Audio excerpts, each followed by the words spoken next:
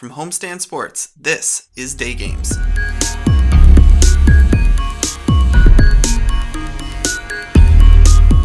Day Games wants to thank our sponsor, HelloFresh. Forget takeout, HelloFresh delivers all the ingredients for delicious, healthy meals anyone can prepare at home in less than 30 minutes. Go to hellofresh.ca and use promo code ANTICA50 to get 50% off your first order.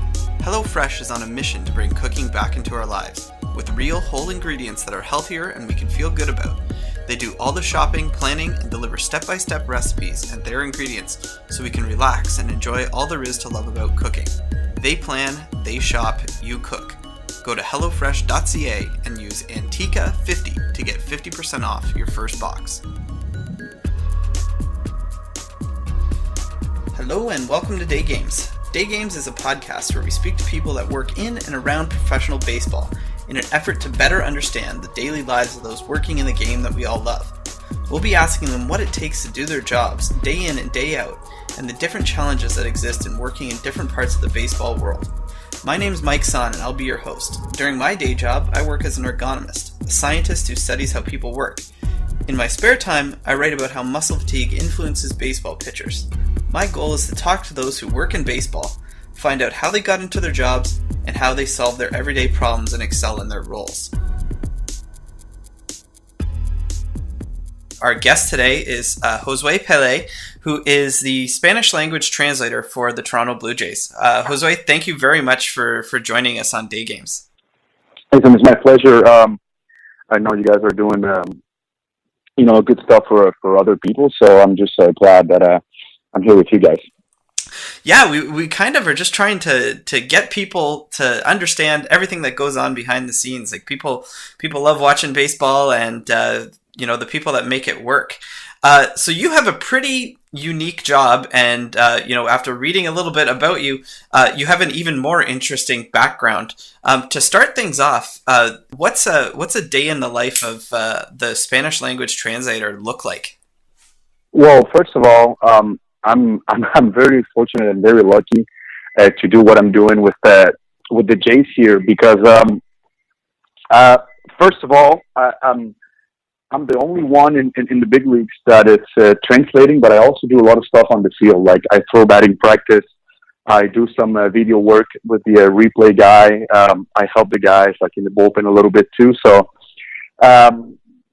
first of all, let's say it's a game at 7:00 that day on whatever day, Monday, Tuesday. I'm going to get to the field around 2:00 and make sure that I get there. I change, put my my baseball clothes, and I go to the board, make sure that I don't have anything to do. The coaches, they always put stuff there, and I got to make sure that I'm ready for the Spanish-speaking guys before BP, the media. Normally they go to the locker room, and if they're going to go ask some questions to this year I was with Edwin, Encarnacion, Ezequiel Carrera, Roberto Osuna, and when Francisco Luriano got traded, I was there too. So, sometimes those guys in front of the camera, they're not really comfortable to talking to them. So I'm pretty sure I'm making sure I'm there for them. And sometimes too, it can also be like them talking to the phone company. They get a letter from somewhere they don't understand and they need some help with their family or stuff like that. Just that making sure that they're okay. And then after that, we go take BP. I always threw one group. I threw the third group during BP, and I will help the guys in the infield, catching balls at first base, turning double plays with the guys. And after that, the other team goes on the field. They take BP, and again, when the game starts, normally I was helping the guy with the video replay, and then after the game, just making sure I was there for them. I will change again, put some more better clothes, I will say like that. Make sure I have my color shirt with the Blue Jays logo, and making sure I'm there after the game, getting ready. I normally know a little bit what the questions are going to be about. If the guy goes 4 for 4 with 3 home runs, I know they're going to ask about that. But, that's a good place to start. Yeah. Well, I have to know a little bit so I can brief a little bit the guys too. And I also know what are they going to talk about so I can get ready a little bit. Because translating is not I mean, it's not because you speak two languages that you can just do it like that. You have to be ready a little bit. Like, I always tell my friends, like, even, I don't know, if the NASA will ask me to go translate for them, I couldn't do it because I don't know all the terms and all that kind of stuff that's going on. But for baseball, like, I can be really great because I know what it is. I know what I'm talking about, and I know all the terms and like when the guys are speaking and what they're saying. Because when I translate, I'm not going to say word by word. Like, it doesn't work like that. I try to bring the idea of what they're trying to say and put it in English and backwards also. Like, when they ask me a question in English and I have to say in Spanish, I don't go word by word. I have to just tell them the idea. Because in baseball, that's how it works. If I would go word by word, it would not work at all. Like, it will be, the sentence will not be correct, And after that, yeah, it's really, really like, it's really different. It's not like a document. When you translate a document, it's really not the same. And then after that, I make sure that, like I said, I'm there. And sometimes the reporters or the journalism, they will come to me and ask me, hey, when he answered that, what do you mean by this or that? They're just trying to make sure. And I will just press repeat for the next day. So I will do that for 162 games. Oh, so it's funny you mentioned how if they had a translator position at NASA, you couldn't do that. But I would say at the same time, if NASA did have a translator, they probably couldn't work in baseball either. So I think there's a lot of context dependent things that go on there. Exactly. You have to know, like, the game of baseball. I mean, I played 10 professional years. I played 3 with the Pirates, 3 with the Red Sox, and 4 here in independent ball with Quebec City.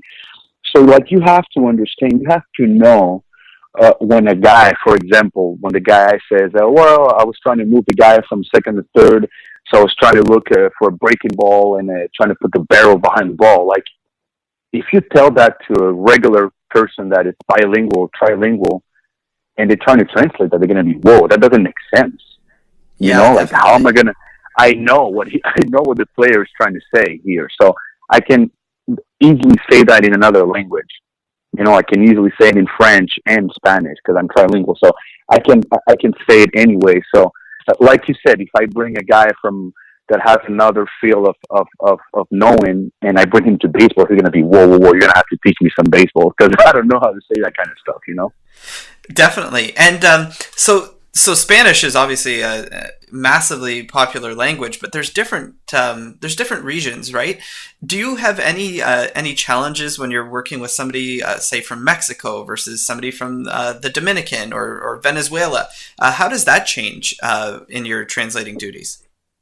Well, you know what? I've been lucky enough to always. I was always around people from all over Latin America. When I signed, I remember my first day.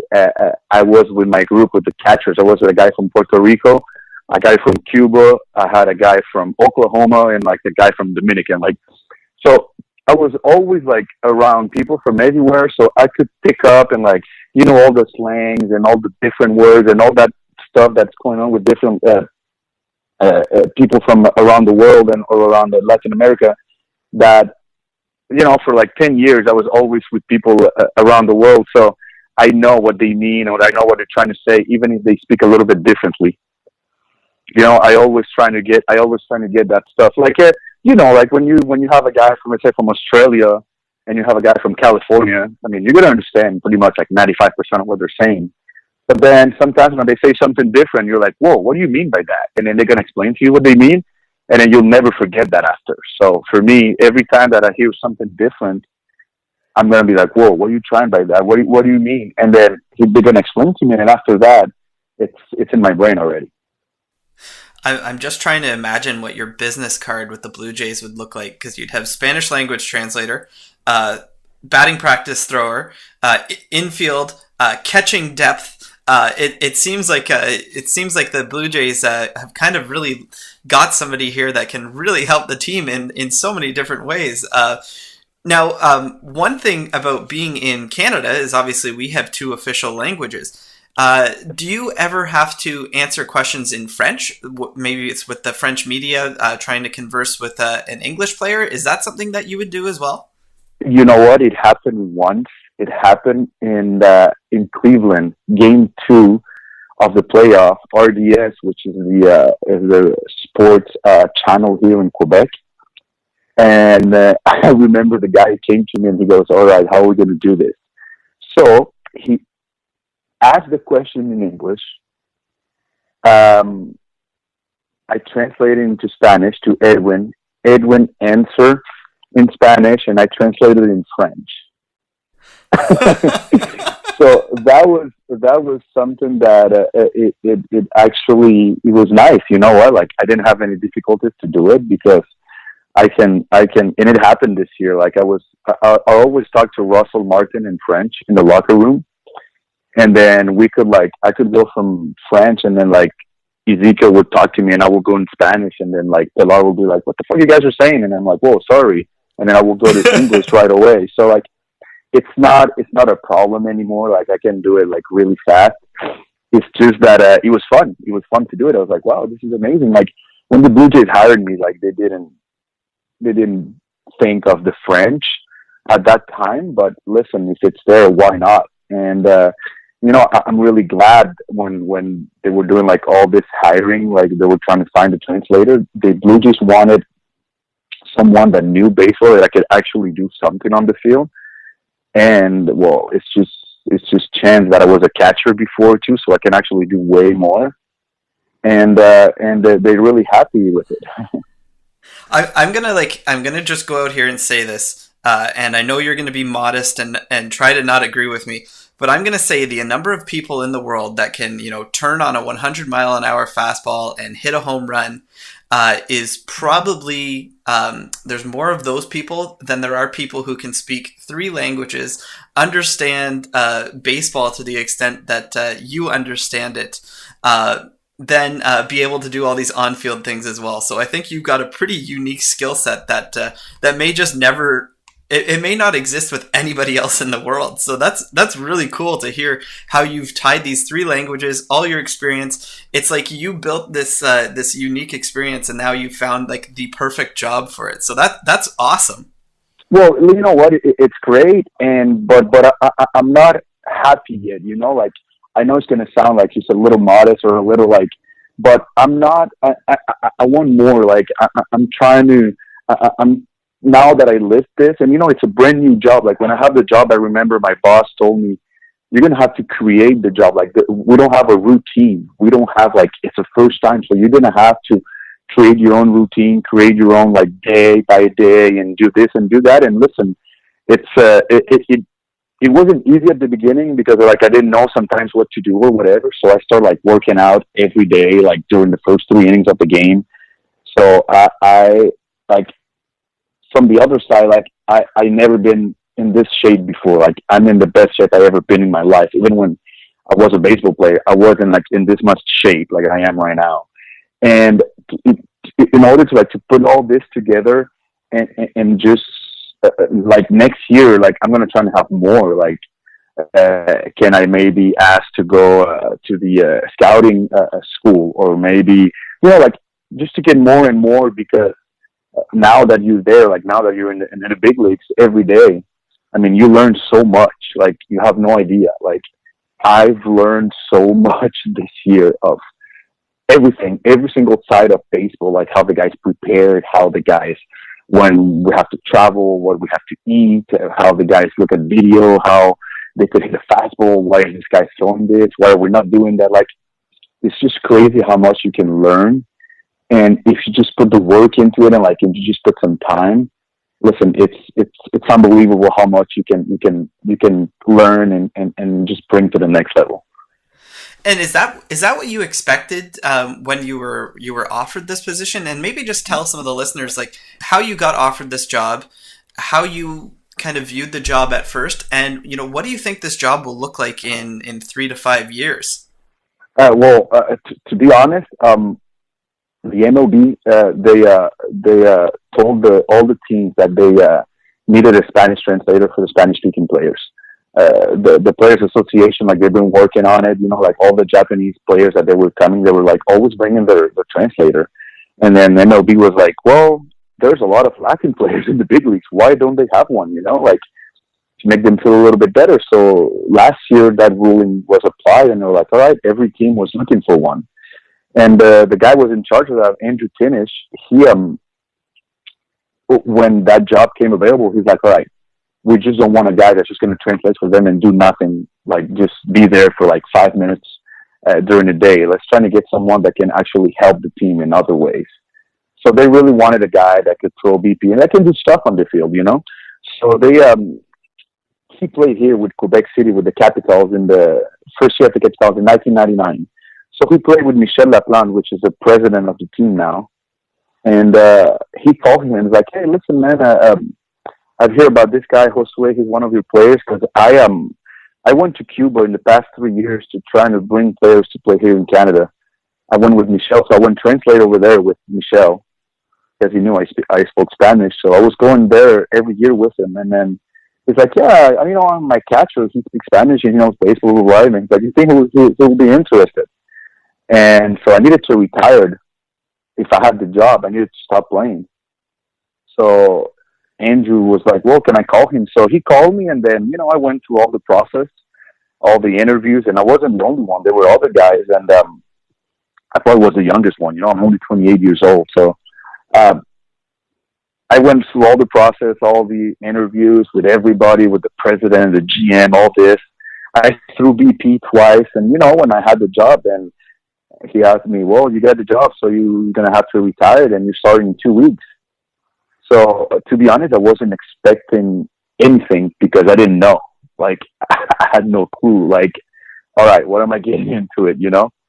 And like I told you, like you just every day I was adjusting. I was trying to make my day the best I could for the team. How can I help the team today? Like, how can I help the players today? How can I do that in order to make the Blue Jays a better team?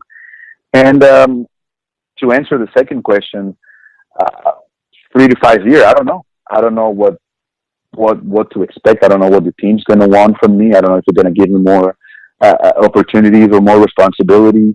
I don't know. I hope. I mean, I just know that the guys felt better this year. The Latin guys.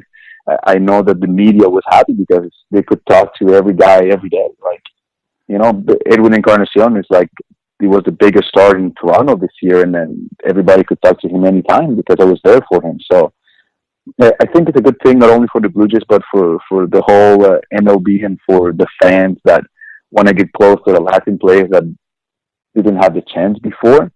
And I just hope that it just gets the player close to the fans. So you mentioned you're only 28 right now. You're in the best shape of your life. You're constantly around these the guys in the locker room. Do the guys in the locker room treat you like you were just another player on the team, or are they kind of treat you like a coach, or is it somewhere in between? Like, how does your relationship build with the other players in the locker room? Well, I just try not to bother them at all. You know, I try to be like a submarine. I try to be like really underwater. I try not to be there. You know, like I just try to do my job. I just try to throw the best BP I could throw. I try to catch every single ball. I tried every time I could help them. I try to be there and do the best I can. And I just trying to just.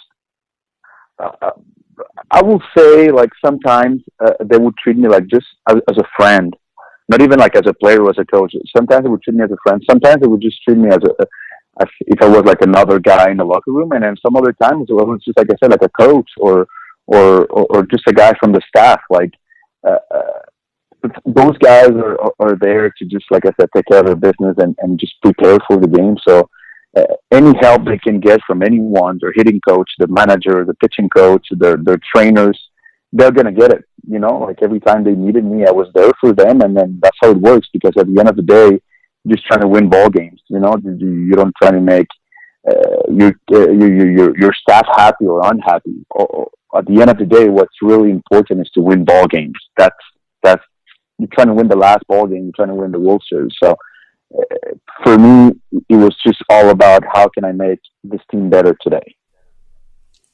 Now, when you're on the road with the team, Is there like a fraternity of these Spanish language translators? Do you usually meet up with the guys from other teams when you go to Cleveland or Detroit? To be honest, I only met two of them. I met the guy from Houston, from the Astros, and the guy from Boston. And they were both like guys from the front office. You know, they were doing something else. Like I said, I was the only guy in the 30 teams that was on the field.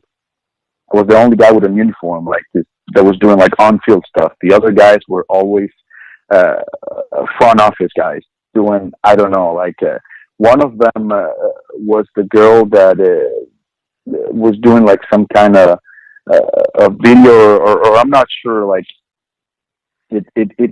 everybody did it differently.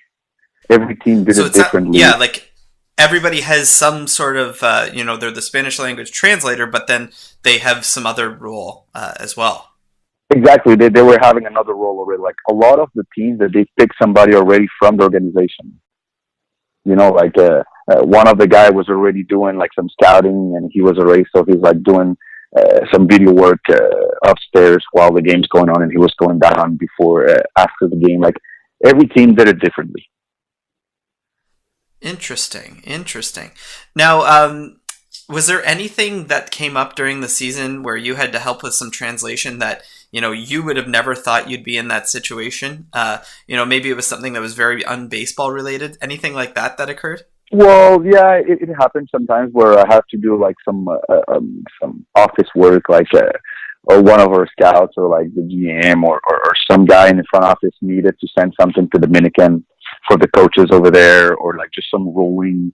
And then I was doing some stuff on my computer also. So, but I was expecting that. What was really, I wouldn't say I didn't expect, but it was really surprising is when we won against Texas, and I had Ezekiel Carrera to my left and Edwin to my right, or vice versa, I don't remember. And it was TBS in front of like everybody, like the whole world was watching us, and I needed to answer some questions for them, and I realized, like, oh my God, I'm in national, like, not even international TV, like, I cannot mess up anything. There's a lot of people out there that speak Spanish and English, I have to, like, really be good. And I had, like, a lot of chin pain, like, in my throat, because we just, like, celebrated inside, and I couldn't drink water, and, like, they pulled me, like, hey, let's go, we gotta go there. And that was, like, really, I was just like, oh my God. Holy crap. So part of your off-season training then has been having people dump champagne on you while you answer these questions. Like, you've got to incorporate that into your training regime. Oh my God, no, I was not expecting that. That was that was something that I think that it's stuff like that's going to happen, and then I just got to be ready for it. It is the off-season now. What's your job look like right now? Like, what keeps you busy during the day? Well, right now, I'm always open, like I said, to the Jays whenever they need me to go somewhere. Like last week, I went to meet with the Cuban guy that we just signed, Lourdes Gurriel.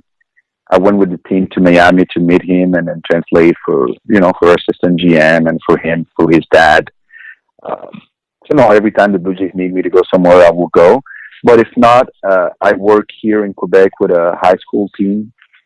I'm their catcher's coach, and I also do private lessons with our catchers here in Quebec. So, it keeps me busy, and I'm a full-time dad also. I have a little daughter. She's a year and a half. I didn't see her pretty much during the summer. So, I didn't see her. I didn't see my girlfriend pretty much during the summer. So I try to be with them the most I can. It sounds like you've either figured out a way to have a 28-hour day, or you're just incredibly good with your time.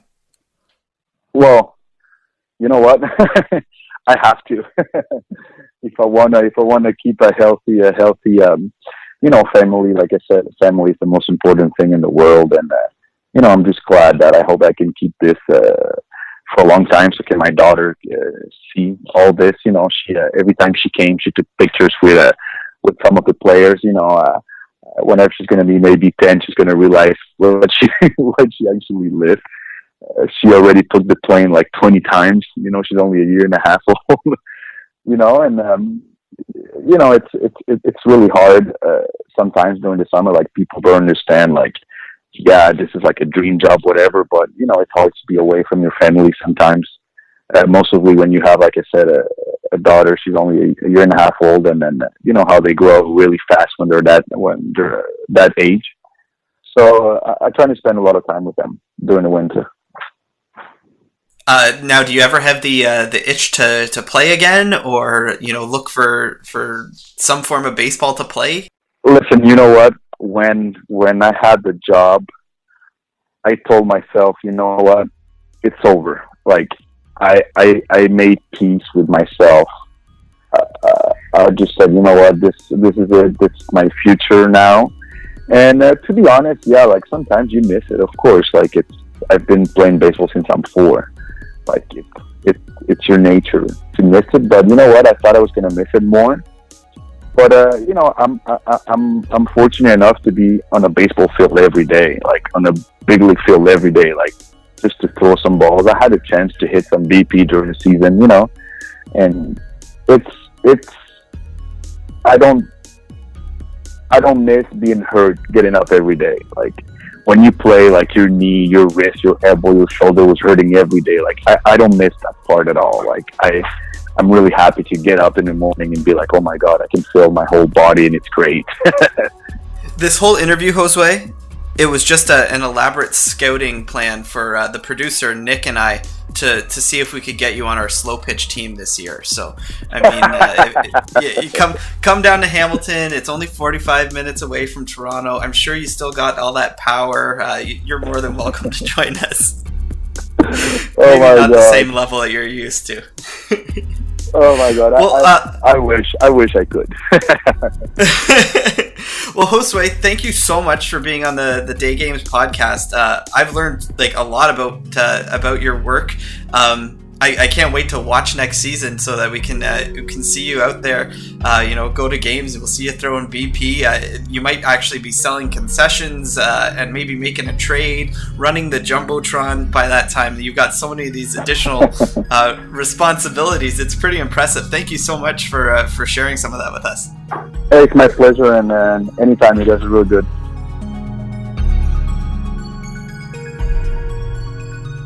Day Games was brought to you by HelloFresh. Delicious, healthy food delivered for you to make in your own kitchen. Use the promo code ANTICA50 for 50% off your first box, courtesy of your friends here at the Antica Podcast Network and HelloFresh. Day Games is executive produced by me, Dr. Mike Sonne, and Nick Dyka, with support from Kevin Kennedy and technical production by Natalie Stoberman.